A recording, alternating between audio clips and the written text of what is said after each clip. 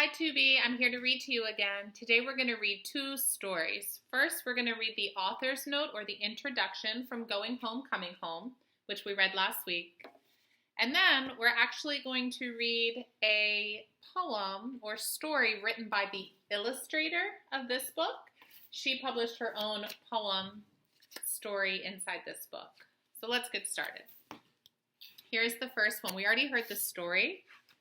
I skipped the introduction for you last time. But today we're going to read Truong Tran's introduction about the story.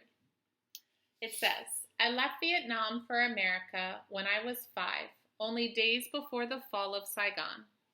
In school I learned English and read stories about kids unlike myself. At home, I spoke Vietnamese and heard stories about cousins just like me in a far-off land. My experience is one that is common to many Vietnamese Americans. In recent years, part of that experience has included returning to Vietnam. It took me 25 years to return to Vietnam, and to myself as Vietnamese. In doing so, I discovered myself as an American. I am not one or the other, but both, in fact. Today, families are reuniting.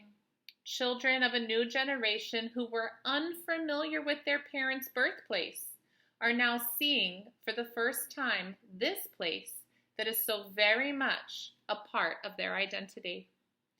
If my story is one of leaving and coming to America in times of war, then the story for the next generation should be one of going and coming to Vietnam in times of peace. It is a story of discovering that home is not a place rooted in a country, but a feeling rooted in the heart.